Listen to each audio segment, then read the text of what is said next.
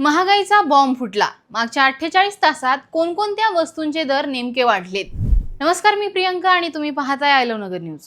पंतप्रधान नरेंद्र मोदी यांनी काही दिवसांपूर्वी देशातील जनतेला सावध करताना काही महत्त्वाची आवाहनं केली होती।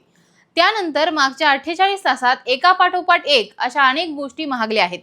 त्यामुळे देशातील जनतेवर महागाईने चहूबाजूंनी हल्लाबोल केलाय। आता नेमकं काय काय महागले ते जाणून घेऊयात। पेट्रोल आणि डिझेल महागलं आहे। देशभरामध्ये तसेच राज्यात आजपासून पेट्रोल आणि डिझेलच्या दरांमध्ये वाढ करण्यात आली आहे।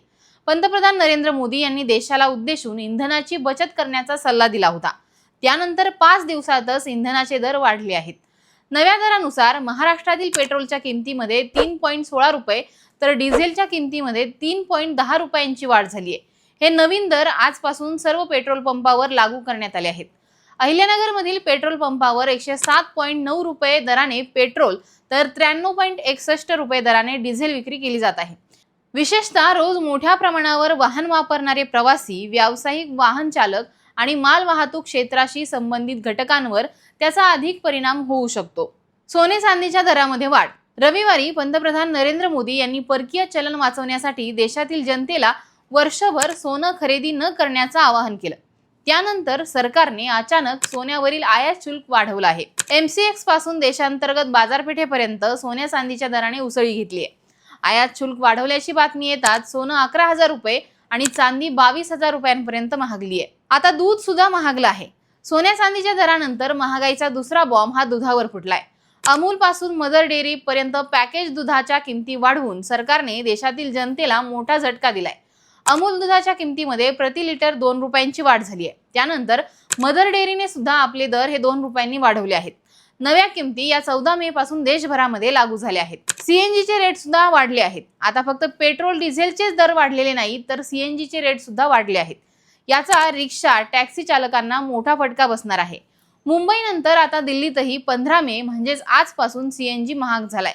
दिल्लीत आता प्रति किलो CNG चा दर हा 79.9 रुपये आहे। भाज्या सुद्धा महागल्या आहेत। मुंबई कृषी उत्पन्न बाजार समितीमध्ये भाज्यांच्या दरात 5 ते 10 रुपयांची मोठी वाढ झाली आहे।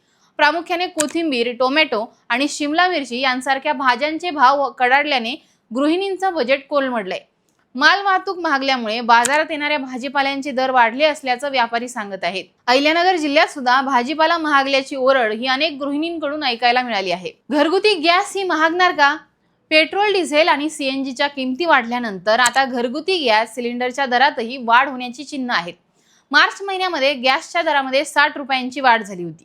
त्यानंतर किमती स्थिर होत्या, मात्र आता पुन्हा दरवाढीचं संकट ओढावण्याची शक्यता आहे। भारत आपल्या गरजेच्या 55% अधिक LPG हा परदेशातून आयात करत असतो।